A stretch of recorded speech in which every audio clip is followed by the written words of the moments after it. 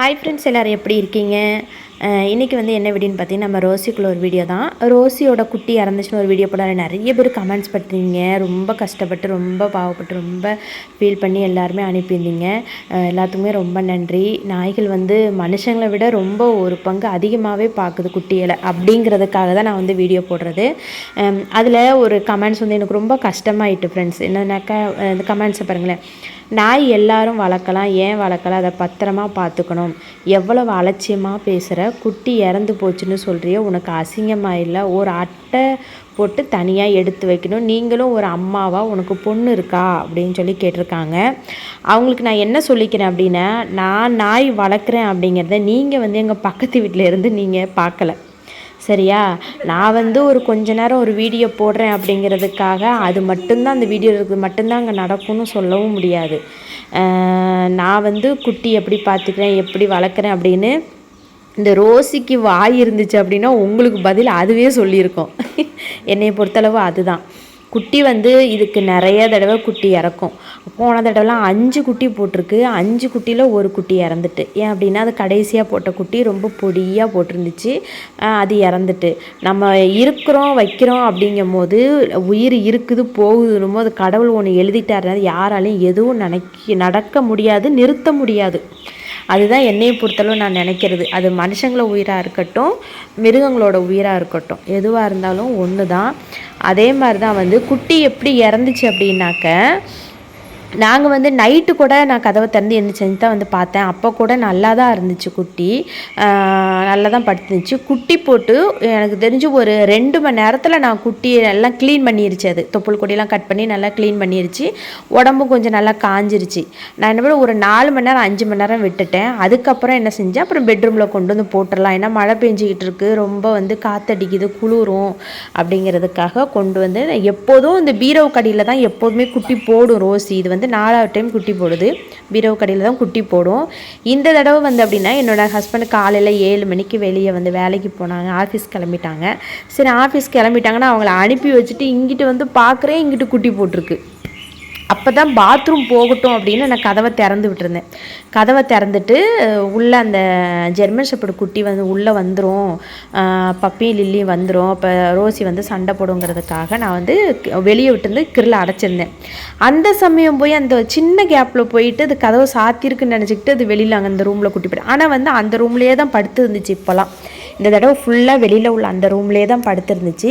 நான் அப்போவே கெஸ் பண்ணேன், ஒன்றும் பெட்ரூமில் போடும், இல்லை அப்படின்னா அது வெளியில் உள்ள இந்த பாத்ரூமில் வந்து போடும் அப்படின்னு நினச்சிட்டு நானும் விட்டுட்டேன். அதுக்கப்புறம் பார்த்திங்கனாக்கா, நான் நினச்ச மாதிரி அது வெளியில் தான் குட்டி போட்டிருந்துச்சு. சரி, வெளியில் குளிர் அடிக்கணும் வந்து நான் பெட்ரூமில் போட்டிருந்தேன். ஒரு நாள் தான், அந்த ஒரு நாள் தான் அன்றைக்கி காலைல பட்டுக்க, அந்த நைட்டு வந்து பெட்ரூமில் இருந்திருக்கு. நைட்டு வந்து அந்த ஒரு குட்டிக்கு வந்து இப்போ இறந்த குட்டி தான் வந்து கடைசியாக போட்ட குட்டி, கொஞ்சம் சின்ன குட்டியாக தான் இருந்துச்சு. தொப்புள் கொடி கட் பண்ணுற இடத்துல நல்லா அந்த இடத்துல ஓட்டை இருந்துச்சு. அப்போ எனக்கு தெரியாது, நான் என்ன நினச்சேன்னா, சரி அது போக போக ஆறிடும் போல், ஏன்னா அது நக்கி நக்கி கொடுத்துட்டே இருந்துச்சு தாய் நாய். அப்போ வந்து அது சரியாயிரும் அப்படின்னு நினச்சிட்டு நானும் அப்புறம் விட்டுட்டேன். நல்ல பால் கொடுத்துட்டு இருந்துச்சு, நல்லா தான் இருந்துச்சு குட்டி. நாங்கள் நைட்டு கூட எழுந்திரிச்சு வந்து பார்த்தோம், நல்லா தான் இருந்துச்சு குட்டி.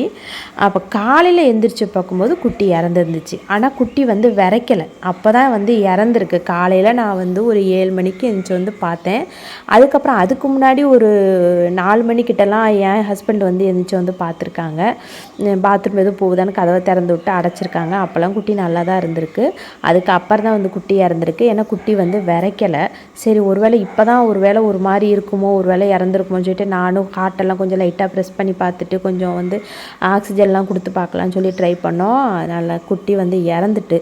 அது வந்து குட்டி வந்து எப்படி இறந்துச்சுன்னு சொல்ல முடியாது. ஏன்னா வந்து ஒன்று குட்டிக்கு நான் பார்க்கும்போது அது காலுக்கு அடியில் இருந்துச்சு. சரி, ஒரு வேளை அடியில் படுத்துருக்குமோ அப்படின்னு கெஸ்ஸிங் தான். நான் வந்து ஆனால் எப்படி இறந்துச்சு, ஒரு வேளை இந்த தொப்புள் கொடி கட் பண்ணது, ஒரு வேளை அந்த லைட்டாக ஹோல் மாதிரி இருந்துச்சு பார்த்திங்களா, அதனால கூட குட்டி இறந்துருக்கலாம், இல்லை மேலே படுத்துருக்கலாம். அநேகமாக மேலே படுத்து இது வரைக்கும் எந்த குட்டியும் சாகலை. ரோசி போட்ட குட்டியில் நல்லா பாதுகாப்பாக தான் இருக்கும். அது வந்து அது முண்டி உடம்பு கீழே வருதுன்னா அது கால் கூட அது மேலே படாது. அந்தளவுக்கு பொறுமையாக அழகாக சேஃபாக தான் போய் படுக்கும். அந்தளவுக்கு தான் இருக்கும்.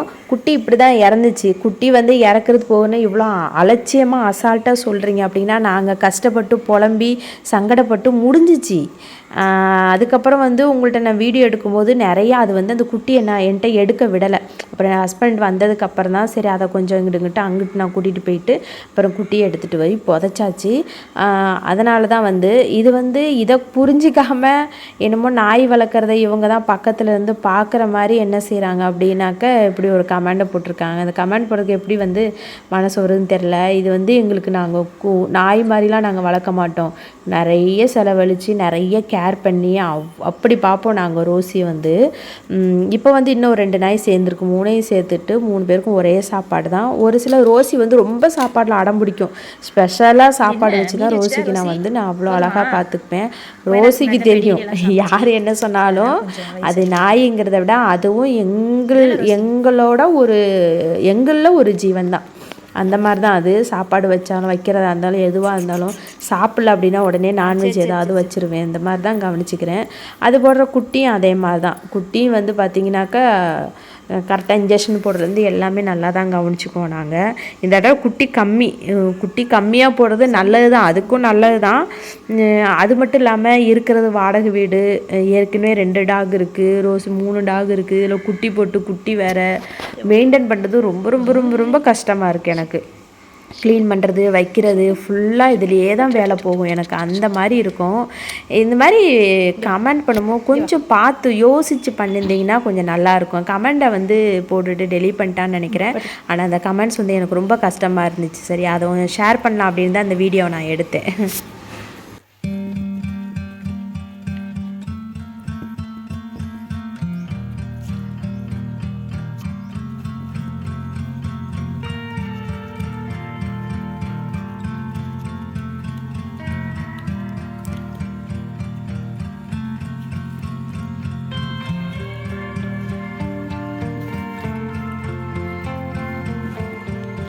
ரோசி இந்த குட்டி மேலே கால் போட்டிருக்கு பாருங்கள். அந்த காலை எடுத்தனா காற்று மாதிரி போட்டிருக்கு. நல்லா ஸ்ட்ராங்காக போடலை. அது குட்டிக்கு தெரியும்ல குட்டிக்கு மேலே கால் வந்து போடக்கூடாது அப்படின்னு. அது குட்டி காலுக்கு அடியில் அப்படி போகவும் அது காலை வந்து அவ்வளோ ஸ்மூத்தாக தான் போட்டிருந்துச்சு. நான் கூட வெயிட்டாக காலை தூக்கி போட்டிருக்குன்னு சொல்லி எடுத்து பார்த்தா அப்படியே லைட்டாக தான் அதுக்கு மேலே அப்படி பட்டும் படாமையும் வச்சுருக்கு.